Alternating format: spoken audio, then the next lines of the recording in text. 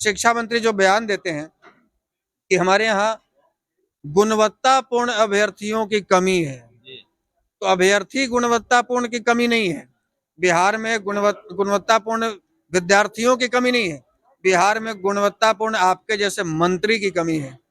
आप प्रोफेसर लगाते हैं, चोरी डकैती करके आप पास किए होंगे और आपको जानकारी नहीं है शिक्षा मंत्री जी कि Bihar IAS, IPS, IRS, IFS और इन तमाम गस्टेड रैंक अधिकारियों का ये हब रहा है। आप कह रहे हैं यहाँ महापंचायत करेंगे आप ब्राह्मण और भूमियारों का, तो महापंचायत में क्या होगा, कब होगा और क्यों होगा? महापंचायत का मकसद है अपनी एकजुटता, लोकतंत्र में भीड़ तंत्र, अपनी संख्या बल दर्शाना। आप ये मत समझिए कि हम लोग सोए हुए हैं, हम लोग जाग रहे हैं और अपने अधिकारों के लिए जब भी जरूरत पड़ेगी हम लोग जागेंगे। आप ये मत समझिए कि हम लोग बटे हुए हैं, हम लोग बिल्कुल एकजुट हैं और डटे हुए हैं।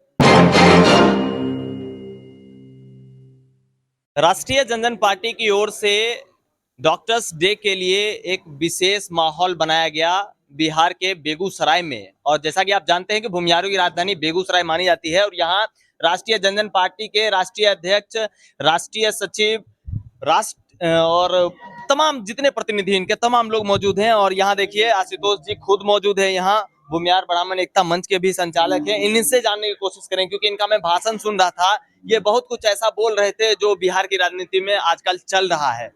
अभी एक डॉक्टर साहब से बात कर रहे हैं, सर से बात करेंगे। सर क्या कहेंगे सर, मतलब बेगूसराय में आकर और भूमियार कम्युनिटी के जो डॉक्टर हैं उनको आप इकट्ठा कर रहे हैं, ये क्या है सर? देखिए, एक कम्युनिटी के लिए नहीं, डॉक्टरों की कोई जाति नहीं होती है, क्योंकि शायद धरती पर कोई ऐसा डॉक्टर आपको नहीं मिले होंगे जिनके पास आप इलाज कराने गए होंगे और वो पूछे होंगे इलाज करने से पहले कि आपकी जाति क्या है। इसलिए डॉक्टरों को जाति से नहीं जोड़ा जाए। ये हमारा संगठन का नाम जातिगत है, भूमिहार ब्राह्मण एकता मंच, और एक राष्ट्रीय जनजन पार्टी भी है। तो हम संगठन के हैं इसलिए संगठन का नाम दिया गया है। बाकी राष्ट्रीय जनजन पार्टी की तरफ से ये कार्यक्रम आयोजित किया गया है और इसमें और भी कुछ कुछ दूसरे वर्ग के भी डॉक्टर आए हुए हैं। सबों को आमंत्रित किया गया था जिनको लगा कि इस कार्यक्रम में जाना चाहिए वो लोग आए। दो चार सवाल है सर, बिहार में जो हाली स्थिति है सर, अभी पॉलिटिकल सिनेरियो है, उसको लेकर दो तीन सवाल है बस। पहला सवाल ये कि जो बीपीएससी वाले जो अभ्यर्थी थे, शिक्षक अभ्यर्थी जिनके साथ ये सब कुछ कर रही है बिहार सरकार की जो शिक्षा नीति है, वहीं शिक्षा मंत्री का भी जो अनर्गल बयान आ रहा है कि हमारे यहाँ जो है मैथ्स के, साइंस के, इंग्लिश के छात्र नहीं है, इसलिए बाहर वाले तमाम पूरे देश के छात्रों को हमने इनवाइट कर दिया कि आप हमारे यहाँ आओ, फॉर्म भरो। तो इसके लिए क्या कहेंगे सर, इस तमाम विवाद को लेकर क्या कहेंगे आप? देखिए, डोमिसाइल नीति जो हटाना ये सरकार के लिए आत्मघाती है और आप खास करके हम तेजस्वी यादव से कहना चाहेंगे क्योंकि शिक्षा मंत्रालय आपके कोटे में है। चंद्रशेखर आपके विधायक हैं जिनको आपने मंत्री बनाया है और आपने ही 2020 के चुनाव में तमाम मंचों पर घूम घूम कर कहा था कि जब हमारी सरकार आएगी, जब हम सत्ता में आएंगे तो डोमिसाइल नीति लाकर बिहार के 90% युवाओं को रोजगार देंगे। और आप सत्ता में आए तो जो डोमिसाइल नीति था उसको आप हटा दिए। तो क्या आप ऐसे 90% बिहारियों को रोजगार देंगे? क्या आप ऐसे बिहार में रोजगार का सृजन करेंगे? क्या जो आपने कहा था कि एक पहले कलम से 10 लाख रोजगार देंगे, क्या ऐसे रोजगार देंगे?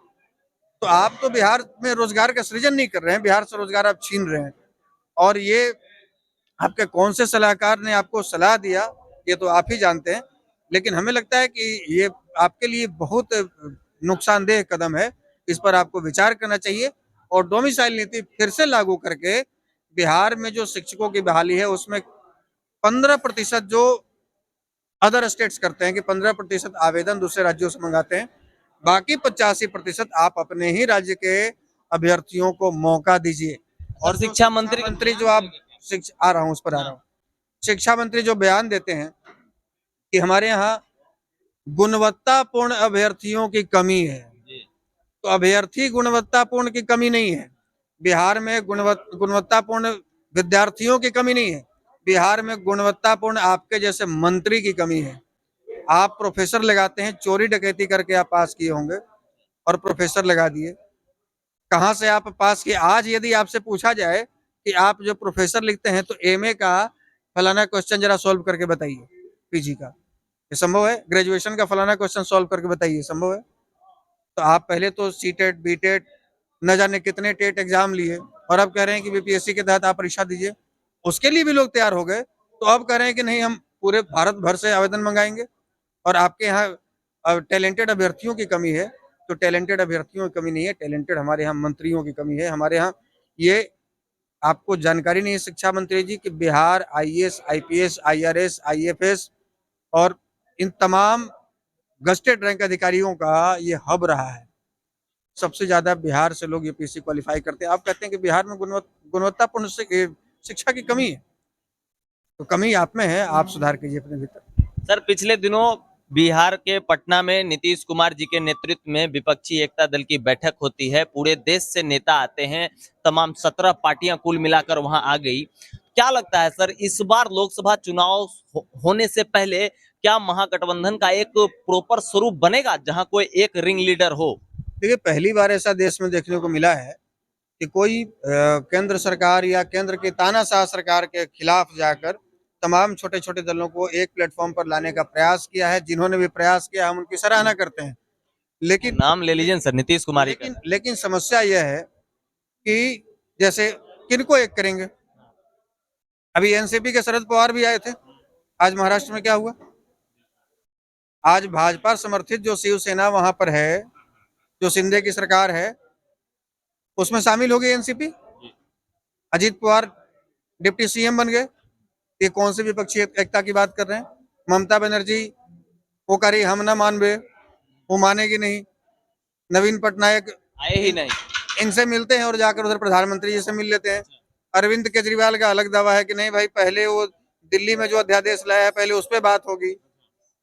उनको खुद ही ठसक है कि हम दो दो राज्यों में अपनी सरकार चला रहे हैं। तो कैसे होगी विपक्षी एकता? कौन मानेगा नीतीश जी को? लालू जी कह दिया कि दूल्हा बने राहुल गांधी। तो सबका अपना अपना राग है। तो विपक्षी एकता ठीक है, अगर सफल होता है तो अच्छी बात है। कम से कम जो केंद्र में सरकार अगली बनेगी 2024 में, उस पर अंकुश लगेगा, ये जरूरी है। अभी तानाशाही सरकार हो गई है, अपने मर्जी से फैसले ले रही है, आपकी आवाज को दबाया जा रहा है। आप सच बोलेंगे तो आपको जेल डाला जाएगा, आप पर ईडी और सीबीआई का रेड पड़ेगा। इस पर अंकुश लगेगा। अंकुश लगाने के लिए मजबूत विपक्ष का होना जरूरी है। लेकिन ये जितने भी लोग हैं इस तरह के, सबके सब तो प्रधानमंत्री के दावेदार हैं। वो किसके लीडरशिप में चलेंगे? पहले इस बात का तो कंफर्मेशन हो जाए। तो ये मीटिंग का कोई निष्कर्ष तो निकला नहीं, किसके नेतृत्व में प्रधानमंत्री का चेहरा कौन होगा? आप देश की जनता से किसके नाम पर वोट मांगेंगे कि फलाना प्रधानमंत्री हमारा उम्मीदवार है, आप इसको वोट दीजिए? तो देखिए, शायद 2 बार 4 बार 5 बार प्रयास हो, कुछ हो। अभी सर आपका भाषण सुन रहे थे, आप इसी मंच पर भाषण दे रहे थे, उसमें आप कह रहे थे कि जैसे कि बहुत सारा लोकसभा सीट था, आप लोगों का सामुदायिक विशेष बहुमूल्य थे, जहां हमेशा से सीट रिजर्व रहा करता था, आप लोग जीत कर आते थे। वो घटते घटते 3 4 5 हो गया, इस तरह से संख्या में हो गया, 3 हो गया, जिसमें आप मुंगेर गिना रहे हैं, बेगूसराय गिना रहे हैं और भी एक लोकसभा सीट गिना रहे हैं, नवादा। सर आपको क्या लगता है, अभी मुंगेर में चुनाव होने वाले हैं, 2 दिन पहले अमित शाह वहां से घूम कर गए हैं। चुनाव केवल मुंगेर में नहीं होगा, चुनाव तो पूरे बिहार, पूरे भारत में होगा। ठीक है सर, मगर माहौल क्या लगता है सर? अब माहौल तो मुंगेर की जनता, हम तो वहाँ के वोटर हैं नहीं। मुंगेर को देख लीजिए सर, बेगूसराय को देख लीजिए, यहाँ से गिरिराज सिंह सांसद हैं। यहाँ से अगर आपकी राष्ट्रीय जनजन पार्टी अगर कोशिश करेगी अपना लोकसभा पे अपना कैंडिडेट उतारने का, यहाँ लीड करने का, तो फिर किस नजरिए से देखते हैं? राष्ट्रीय जनजन पार्टी तो सेकेंडरी है। पहली तो बात तो है कि हम जो भूमिहार ब्राह्मण एकता मंच के बैनर तले विगत 10 वर्षों से समाज को संगठित करने का प्रयास कर रहे हैं, वो प्रयास दिखना चाहिए। हम यदि आज जैसे पिछली बार हमारा हाथ लगाया गया जहानाबाद जिला लोकसभा छीन लिया, उसके पहले पाटलिपुत्रा में हाथ लगाया, उसके पहले मुजफ्फरपुर हाथ लगाया, उसके पहले बेगूसराय लगाया, फिर महाराजगंज लगाया, मोतिहारी लगाया। एक एक लोकसभा हाथ लगाते चले गए। यदि हम इन तीनों पर भी चुप ही रह गए तो अगली बार बेगूसराय में हाथ लगेगा कि नहीं लगेगा, इसकी क्या गारंटी है? अगली बार मुंगेर या नवादा में हाथ लगाया जाएगा कि नहीं लगाया जाएगा, इसकी क्या गारंटी है? तो हम अपनी ताकत, अपनी एकजुटता का पहले परिचय देंगे। नवंबर में यहाँ बड़े स्तर पर कार्यक्रम करेंगे। उसके बाद यहाँ की जनता तय करेगी कि हमको कौन सी पार्टी को वोट देना है। जनता कहेगी तो राष्ट्रीय जनता पार्टी यहाँ मजबूती से कैंडिडेट खड़ा करेगी। सर बिहार में बेगूसराय भूमिहार बहुल क्षेत्र है सर, भूमिहारों की राजधानी बेगूसराय कहा जाता है सर हमारे यहाँ इस तरह का। आप कह रहे हैं यहाँ महापंचायत करेंगे आप ब्राह्मण और भूमिहारों का, तो महापंचायत में क्या होगा, कब होगा और क्यों होगा? ये नवंबर में होगा। अभी डेट आपको बताना उचित नहीं है, क्योंकि अभी जो स्टेडियम हम लोग बुक करा रहे हैं गांधी स्टेडियम, यहाँ सबसे बड़ा स्टेडियम शायद वही है, तो हम लोग डीएम के पास गए थे, आवेदन दिए थे, लेकिन बोले कि बहुत आप लोग अर्लियर कर रहे हैं, थोड़ा समय और बीतने दीजिए, फिर हम परमिशन देंगे। तो जैसे ही परमिट हमारे हाथ में आ जाता है, आवेदन मतलब आरक्षित हो जाता है वो ग्राउंड, उसके बाद हम लोग डेट की विधिवत घोषणा करेंगे। इसी बेगूसराय में बैठकर बजाबते प्रेस कॉन्फ्रेंस करेंगे और आप तमाम मीडिया बंधुओं के माध्यम से बेगूसराय के आवाम तक हम लोग अपनी बात पहुंचाएंगे। और महापंचायत का मकसद है अपनी एकजुटता, लोकतंत्र में भीड़ तंत्र, अपनी संख्या बल दर्शाना। कि आप ये मत समझिए कि हम लोग सोए हुए हैं, हम लोग जाग रहे हैं और अपने अधिकारों के लिए जब भी जरूरत पड़ेगी हम लोग जागेंगे। आप ये मत समझिए कि हम लोग बटे हुए हैं, हम लोग बिल्कुल एकजुट हैं और डटे हुए हैं। इसलिए आप आंख बंद करके मत चलिए, यहाँ खोल कर चलिए बेगूसराय। बहुत बहुत धन्यवाद सर। धन्यवाद। जनता पार्टी के सुप्रीमो हैं और भूमियार ब्राह्मण एकता मंच के भी सुप्रीमो हैं। और खैर अभी बेगूसराय में डॉक्टर्स डे के उपलक्ष्य में एक कार्यक्रम रखा गया था राष्ट्रीय जनता पार्टी की ओर से, जिसमें खुद आशुतोष कुमार यहाँ आए हुए थे और उनके तमाम जो मेंबर हैं तमाम लोग उनके साथ उपस्थित थे।